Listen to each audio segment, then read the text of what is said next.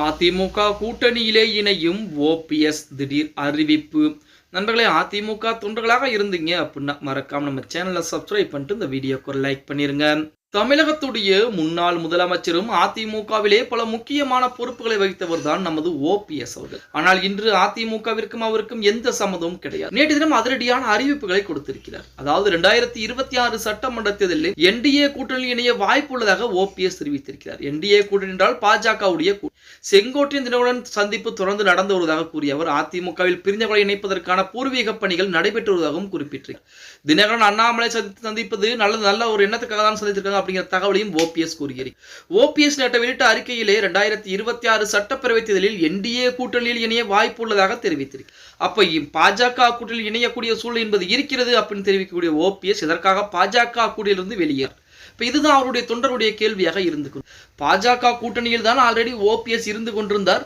அந்த கூட்டணி எனக்கு வேண்டாம், எனக்கு மதிப்பு மரியாதை என்பது கிடையாது, என்னை யாரும் கண்டுக்க மாட்டேங்கிறார், நான் சந்திப்பதற்கு நேரம் கேட்டாலும் ஒதுக்குவதற்கு யாரும் தயாராக இல்லை, எடப்பாடி பழனிசாமி இருப்பதால் நான் பாஜக கூட்டணியிலிருந்து வெளியேறுகிறேன் என சொல்லி பாஜக கூட்டணியிலிருந்து வெளியேறினார். அதன் பின்பு தினகரனும் அந்த பாஜகவிலிருந்து வெளியேறினார். அதன் பின்பு நேரடியாக நமது முதல்வர் மு.க. ஸ்டாலின் அவர்களை 3 முறை சந்திப்பு நடத்தியிருக்கிறார். நேரடியாக இல்லத்தில் ஒரு முறை, அதே போல காலை உடற்பயிற்சி செய்யக்கூடிய அந்த நேரத்தில் 2 முறை, 3 முறை சந்திப்புகள் நடத்தி இருக்கிறார். மறுபடியும் பாஜக கூட்டணியில் இணைய போகிறேன் அப்படிங்கிற மாதிரி கடைசி முடிவுக்கு நமது ஓபிஎஸ் வந்திருக்கிறார்.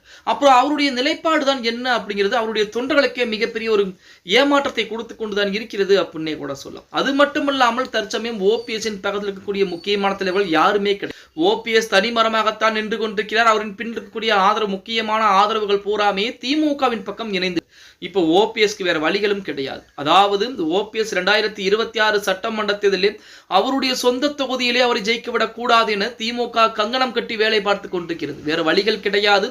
அதிமுகவுடைய இரட்டை இலை சின்னத்தில் ஓபிஎஸ் போட்டியிட்டால் மட்டும்தான் ஜெயிக்க முடியும் தகவல் என்பது தற்சமயம் வெளியாகி கொண்டிருக்கிறது. இப்படிப்பட்ட ஒரு சூழ்நிலையில் ஓபிஎஸ் வேற என்ன செய்ய போகிறார் அப்படின்னு பார்த்தா அவர் எந்த செய்வதற்கு வாய்ப்புகள் என்பது கிடையாது அப்படின்னு இறுதியாக தொண்டர்களுடைய விருப்பத்தின்படி நான் பாஜக கூட்டணியில் இணைகிறேன் அப்படிங்கிற மாதிரி அவர் அறிவிப்பையும் கொடுத்து விட்டு பாஜக கூட்டணியில் இணைந்து அதிமுகவுடைய இரட்டை இலை சின்னத்தின் மூலமாக போட்டி விடுவதற்கு ஓபிஎஸ் தயாராகி கொண்டிருக்கிறார் அப்படிங்கிற செய்திகள் கூட இணையதளங்களிலே உலா வந்து கொண்டுதான்.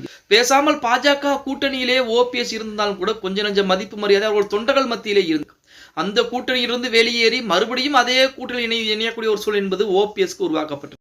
தினகரனுக்கும் அதே நிலைமைதான் உருவாக போகிறது அப்படின்னு சொன்னா அதற்கு மாற்று கருத்து எதுவும் சொல்ல முடியாது. பொறுத்திருந்து பார்க்கலாம்.